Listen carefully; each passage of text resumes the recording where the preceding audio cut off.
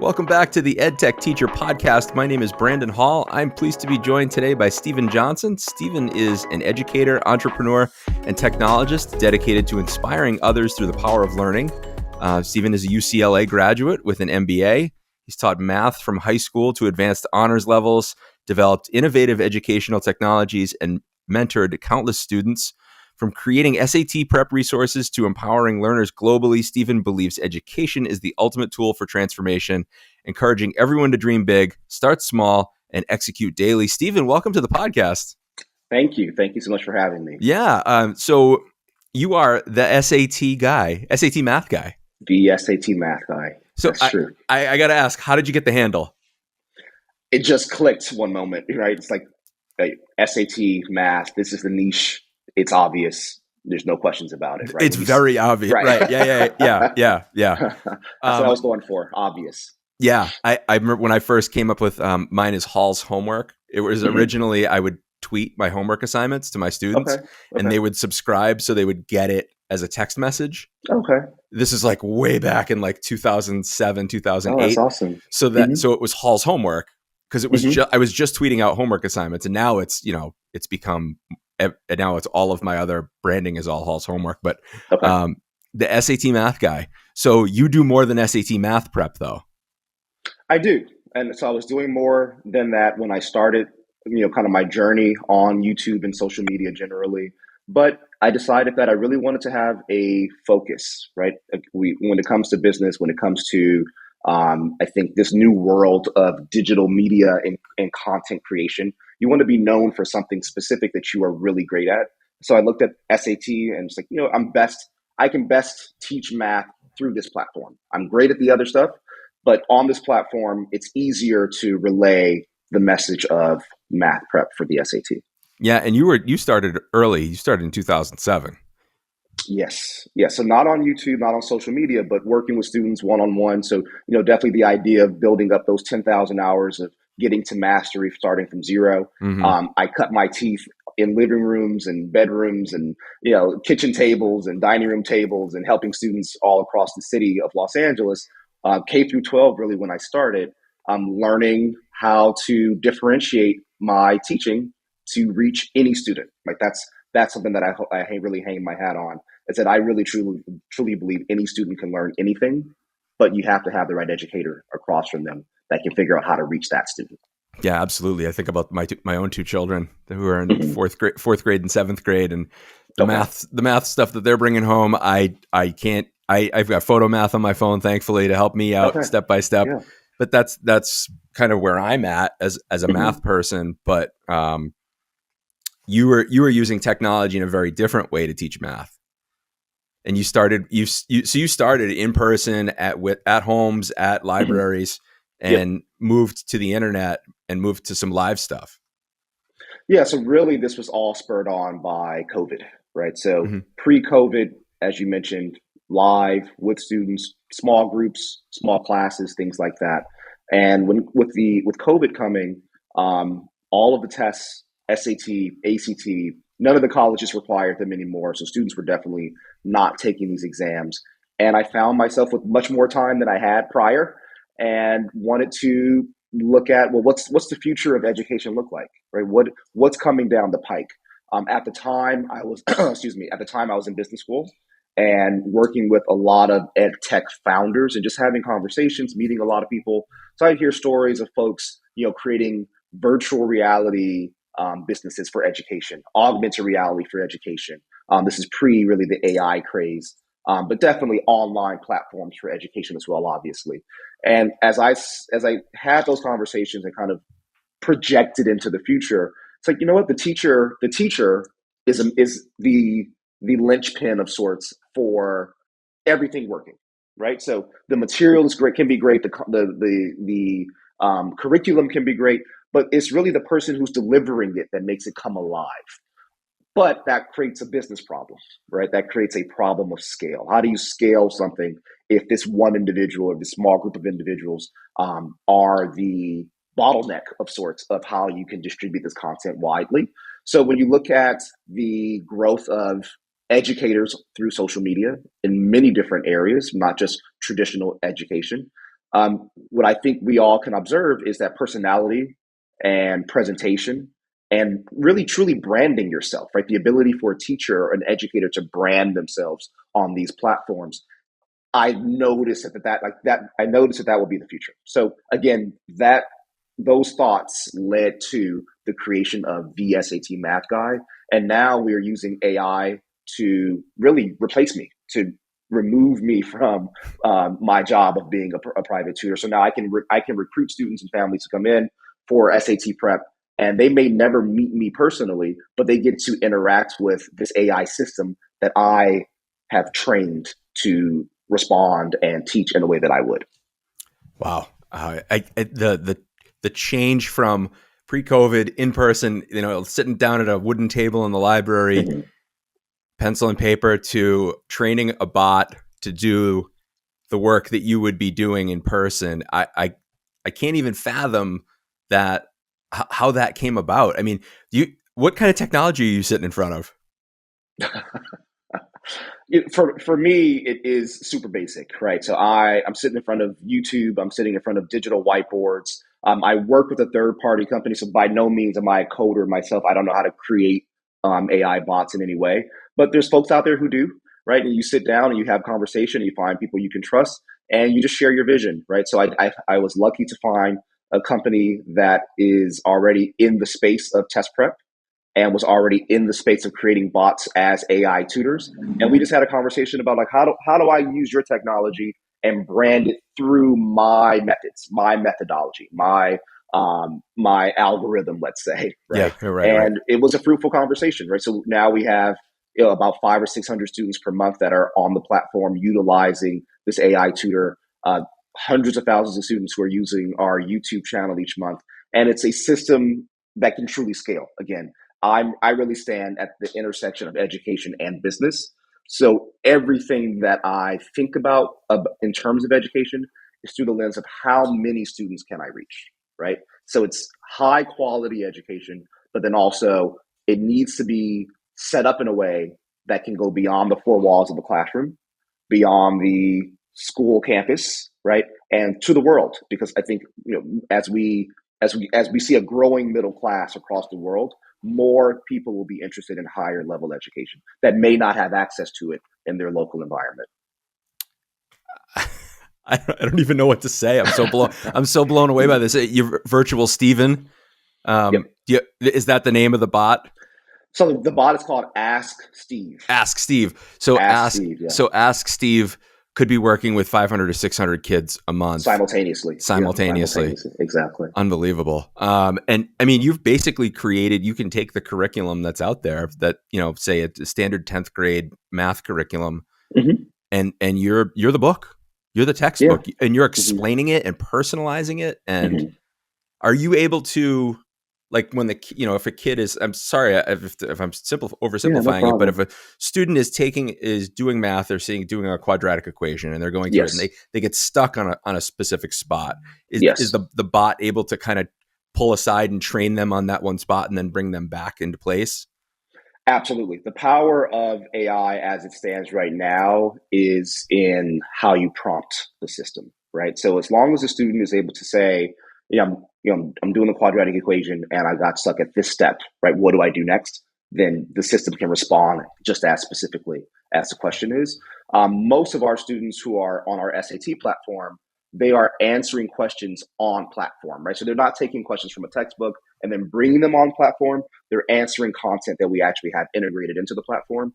So that just unleashes all types of possibilities for specificity for us, because the bot, in essence, has already been trained on these questions, right? So this is another benefit of focusing first on a standardized test. The questions are standardized, And every time a kid asks a new question of the bot learns exactly how to respond, and it builds part of that database. Wow.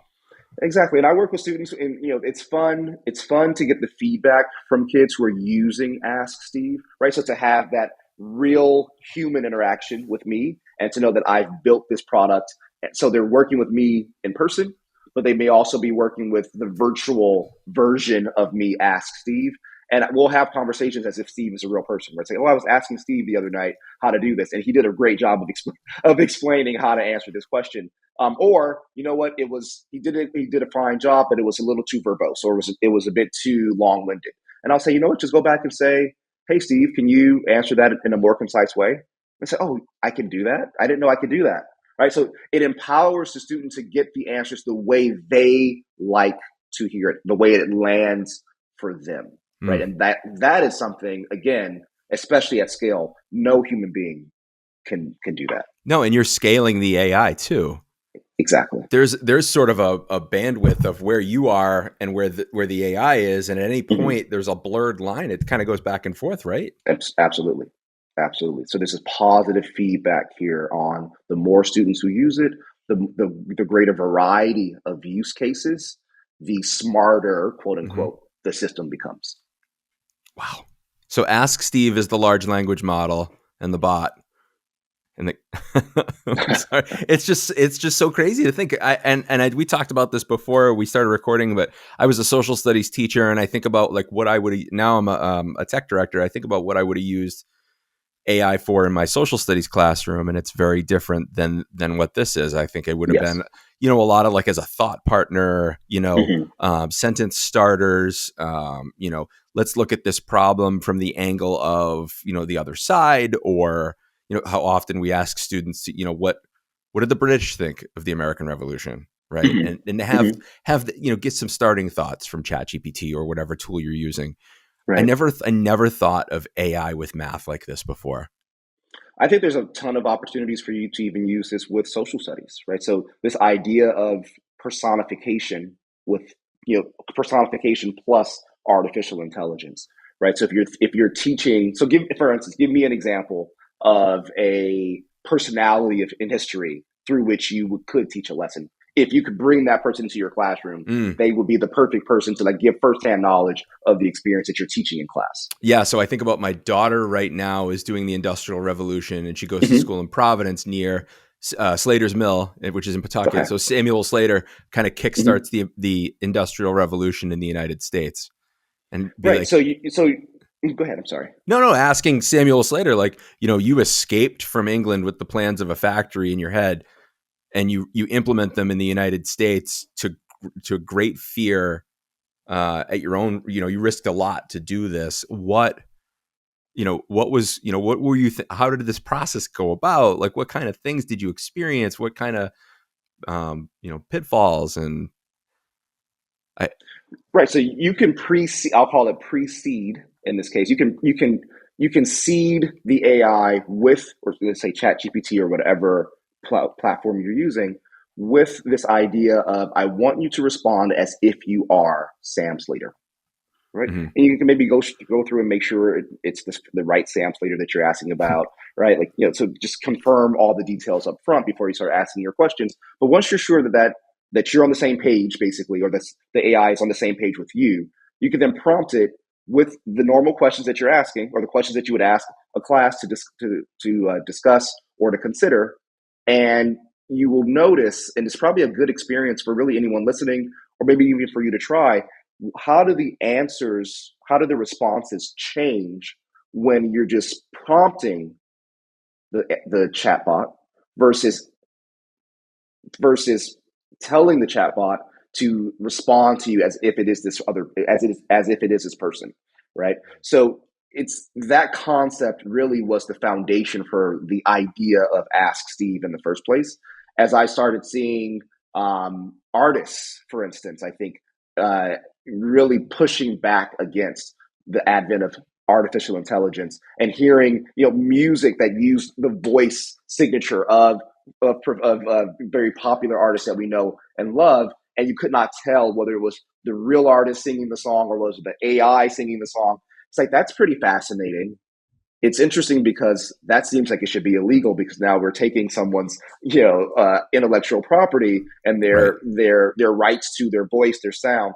But how could I use that? How could I use that in a way where I own it for myself, right? Yeah. How can I take control of this and utilize the same technology again to scale the message that I like to bring to the world, which for me is education. And it's funny you say that because, James Earl Jones, who was the voice of Darth Vader in Star Wars, licensed his voice in AI. His family controls his voice, and Amazing. and has given Disney or whoever owns at the time the Star Wars franchise the ability to continually use his voice as Darth Vader Amazing. and license it and say, you can use this, but we retain control. Right. But what a cool way for his legacy to live on. Right. He's been What a world to live in. right. Yeah. So Darth Vader will always be here. Right. It's just wild. It is. It really is. It really is. Right. So I encourage, any listener who is an educator, it doesn't matter what space you're in, you're a science teacher, math teacher, it really doesn't matter. There are so many use cases out there for artificial intelligence that don't have to be so scary, especially when you think through it in terms of ownership, right? How do you own the entire experience for yourself and for the students that you serve, right? So you can use it to supplement your teaching. You can use it as an assistant to your teaching, or in cases like mine, you can use it as a replacement to your teaching because you have trained it in a way that you see fit. That's, this is like a representation of who I am. It's an extension of who I am. Yeah. How would you suggest math teachers math teachers specifically? Because I feel like of all the teachers that I work with, the math teachers have the hardest time integrating technology into their curriculum because it's just so. It's honestly, it doesn't necessarily. Some people feel like it wouldn't need technology. Great question. What's the entry point for math teachers that are skeptical? Yeah, I think the entry point is varied and differentiated explanation. Math teachers, I'm currently a math teacher. I'm in the classroom, every day, even now, teaching calculus and multivariable calculus to kids. And these are topics, again, right, that they're not easy typically for the average student. They're not easy topics.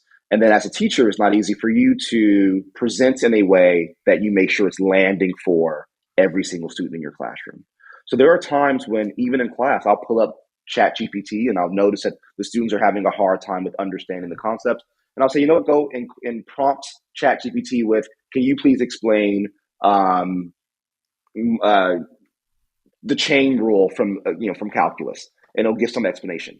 And then the real magic is in the second question. It's never in the first question, right? You can tell the whole class to prompt with the exact same wording, right? But the real magic is in the second question, and that's where you let the student have creative license to respond to their sense of how well that answer landed for them. So we were talking before, if they feel like it didn't make any sense, you can say, can you explain that in another way? If they felt like they wanted to highlight some portion of the response, can you please give me more details about XYZ that you mentioned in sentence 2, right? And now you have differentiation across every student. And now every student has the possibility. Now that's only a question 2. Imagine question 3, question 4, question 5, where now each student's going down their own path of discovery, and they are iterating on the response from AI each time and getting responses that are closer to hitting the target for their learning, right? For the way in which they learn best. So that's the way that I use it, and that's the way I would suggest that people get started with using it. Really, truly personalized, individualized education experience. Wow. Yeah, and it's not like snap your finger and it's automatic. It really is this process. How do I prompt the AI? How do I get it to give me an answer that I like? Right? How do I pinpoint the things that I did not like, did not understand, and ask for further explanation? Yeah. Wow. I just some of this I just I don't usually get speechless on the podcast, and frankly, it's bad podcasting. But I'm just so blown away by this right now, and I feel like a Luddite at this point. That like I feel like I'm on top of things, and then I see something like this, and I'm like, whoa! It knocks my socks off. How do you continue to explore this as a teacher? What ways? I'm trying to think of the right way to ask this question. what do you see as next for you? Oh, Like that's a great the question. thing that you're like, you've got this down, and then Hmm. you're thinking, okay, the next step is dot dot dot. Hmm. Absolutely. So this might sound really way out there, if the other things I've talked about feel like they're out there, and that is, name, image, likeness, right? So NIL is a term that we Hmm. may hear with regard to NCAA sports, Yep. and it's really this concept of paying the athlete for your ability to use their name, image, and likeness, right? Imagine So that. when I imagine that we live Thank in you, a world Charles. where that Thank you. finally, right? Yes.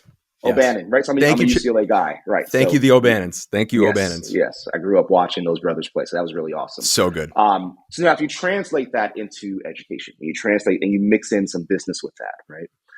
Where are artificial intelligence systems going? Where they're going to video. Right now, it's more like chatbot. It's like text messaging type of thing. But we're going to voice, so no need to type. Just Hmm. audibly say something and get an audible response.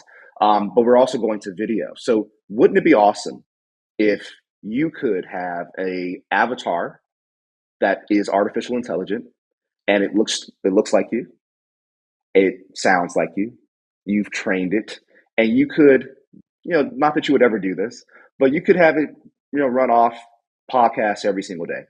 Like, just give it a list of folks you have.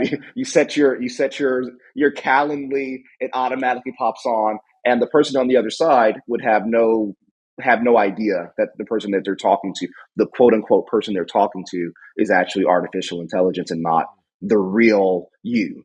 I think that the idea of that and the possibility of that is fascinating, to have a student feel like they can then say, I'm going to click Ask Steve now. And instead of it just being this chatbot experience, I get the richness of seeing a face, of seeing personality, of hearing intonation, which is, again, as you know, as a teacher, very important.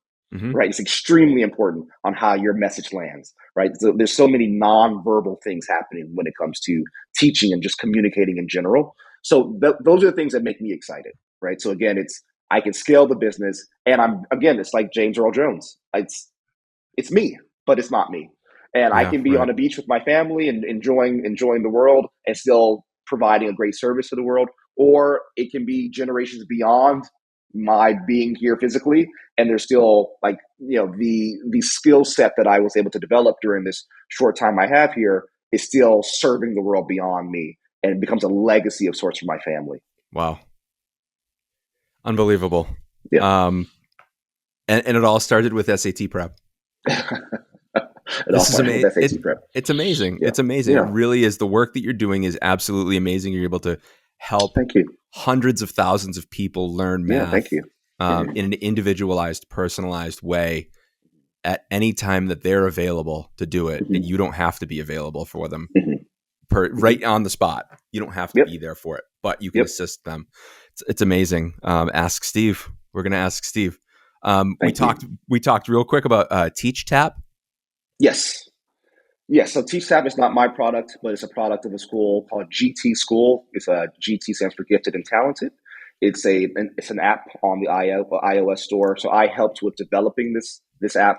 And if anyone were to go check it out, it basically is the manifestation of what we were talking about earlier, where you have Genghis Khan, you may have figures from history, and you see them visually. It's a cartoon-ish, like, a bit better than cartoonish. I shouldn't say cartoonish, but that it's not realistic. It's like photorealism. But Mm, they're speaking to you. They're looking at you. You see their physical features. You see their facial features, and they're teaching you history as if they were giving you firsthand experiential information. So it's a whole nother layer beyond reading the textbook or yeah. even hearing it from your teacher, right? So it gets to, again, replace the teacher in a way with the with a character from history that is teaching you about whatever their experience was that you're learning about.